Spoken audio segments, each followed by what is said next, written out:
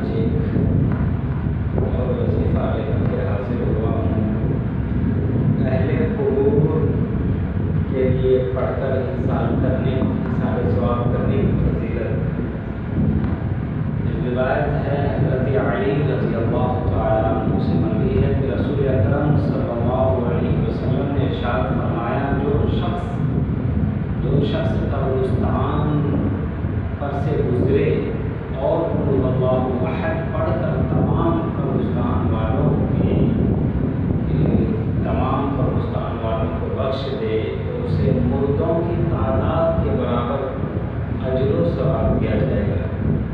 روایت پھر سے سنیے۔ حضرت علی رضی اللہ تعالیٰ عنہ روایت کرتے ہیں کہ رسول اکرم صلی اللہ علیہ وسلم نے ارشاد فرمایا، جو شخص قبرستان پر سے گزرے اور قل اللہ احد پڑھ کر تمام قبرستان والوں کو بخش دے تو اسے مردوں کی تعداد کے برابر اجر و ثواب دیا جائے گا۔ جتنے قبرستان میں جتنے بھی تدفین ہیں سب کے جو ہے تعداد کے برابر اللہ تبارک و تعالیٰ اجر و ثواب دیں گے۔ ایک اور روایت ہے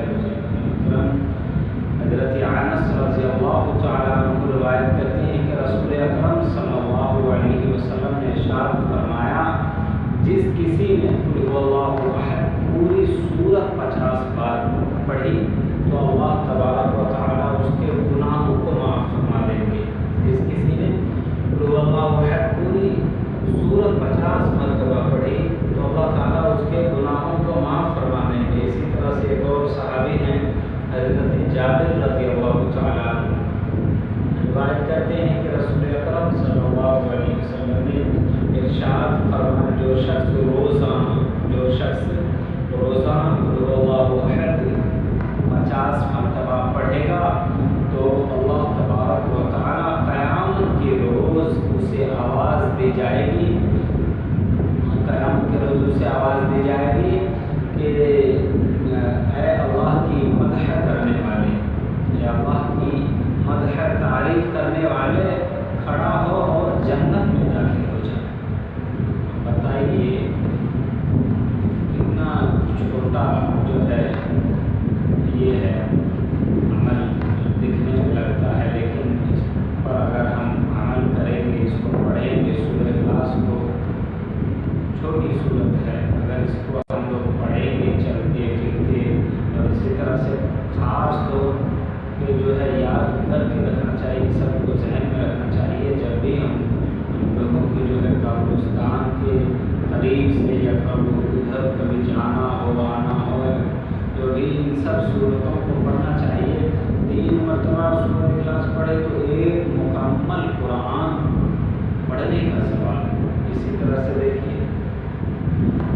جس کسی نے جو ہے جابر رضی اللہ تعالیٰ عنہ روایت کرتے ہیں کہ رسول اللہ صلی اللہ علیہ وسلم نے ارشاد فرمایا، جو شخص روزانہ قل اللہ احد 50 مرتبہ پڑھے گا قیامت کے روز آواز دی جائے گی کہ اللہ کی تعریف کرنے والے کھڑا ہو اور جنت میں داخل ہو جائے۔ بزرگان محترم،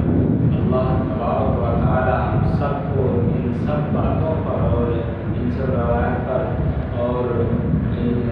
صحابہ کرام رضوان اللہ تعالیٰ علیہم اجمعین جتنی بھی باتیں رسول اکرم صلی اللہ علیہ وسلم سے سیکھ کر